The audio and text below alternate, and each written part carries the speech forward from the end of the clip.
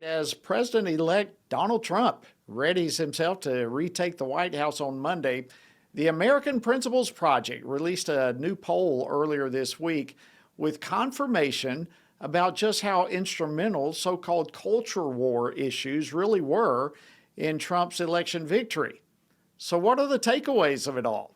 Here now to talk about the poll is Terry Schilling, who's president of the American Principles Project. Terry, welcome to Washington Watch. Glad to have you. Hey, thanks for having me, Congressman. I'm excited to be here. Well, we're excited to have you too. And what an incredible outcome of this poll. So tell us about it. What did the poll find? Well, we did a post-election survey after November 5th. We wanted to measure how much of an impact the issue of transgenderism had on the elective on the election with voters, and how it determined whether or not they would vote for President Trump or Kamala Harris. And what we found is that this was not just a small microcosm of an issue. This was a largely impactful issue. And depending on the swing state that President Trump won, which he won all of them besides Minnesota, depending on the swing state, it shifted the electorate between 1.7% and 2.6%. To put that in perspective, this election was decided by just 2.2% of the vote in Pennsylvania. These were very tight margins, but this issue, where voters felt like Kamala Harris was much more concerned about cultural issues like transgenderism than people like them and their families, this was the largest issue of the election, and President Trump should get a lot of credit for putting this front and center and having this question be answered by the American people. It's really what led him to victory.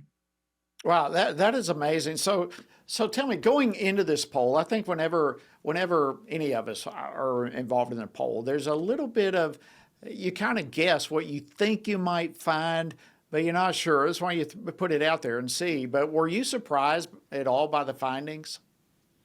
Yeah, you know what I was surprised about, Congressman? The thing I was not surprised that we found that this issue was important to voters and that it had an impact on their vote.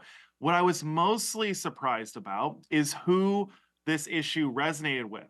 This was not an issue that resonated or stood out as resonating with white voters or Christian voters. They were already on board. This issue resonated with non-white working class voters and a lot of suburban women. These are the key demographics that the Republican Party has been needing to win over for decades, right? Every election we've lost is because too many people in those subsets vote for the Democrats. And what we found, that the thing that was most surprising to me was that these issues of cultural insanity from the Democrats were enough to bring enough voters from these core demographics that Republicans have been struggling with for decades.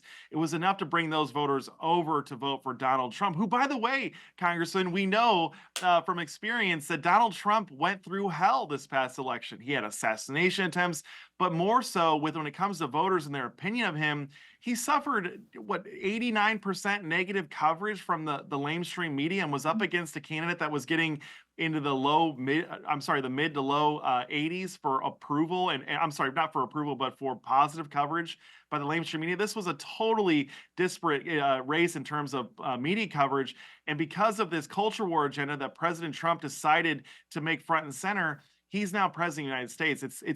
These are a very powerful subset of issues, and the Democrats would be wise to start toning down their rhetoric and their policy goals around them.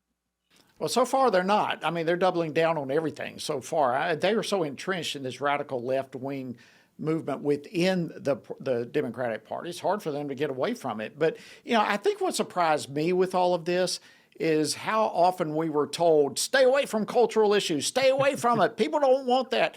And yet it was just the opposite. And I think this ought to give encouragement for everyone to continue standing for these things, the common sense, standing against the insanity, as you said, because the majority of people agree with us on these things. So let me ask you this type of messaging, can this be successfully replicated in another non-Trump election, or is this unique for Trump? I think it can be replicated anywhere. The biggest thing that we need to do, the thing that we need to replicate, is we need to replicate candidates making these central to their campaigns. Right, you hear all the time in this town, stay away from the culture, just like what you said, stay away from the culture war, it's a loser. You would never advise a candidate to stay away from an entire section of issues like fiscal issues, right? You would never tell a politician, hey, don't talk about economic and financial issues because those are losers. No, you would tell them, hey, on economic issues, talk about this. This is very helping families afford to have children and helping them afford schooling and all of this. This is very popular. Don't talk about this aspect of it.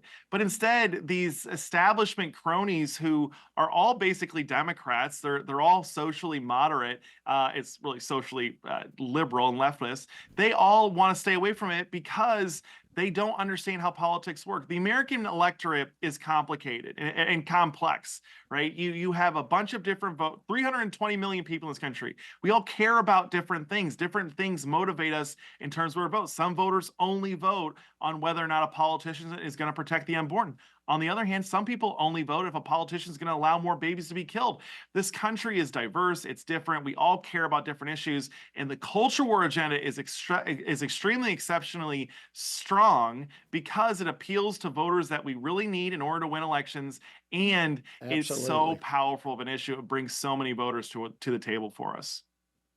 Terry Schilling, president of American Principles Project, thank you so much for leading the charge Thank you. on this, and thank you for coming on Washington Watch to unfold it for us. Anytime. I love coming on. Thank you so much for having me.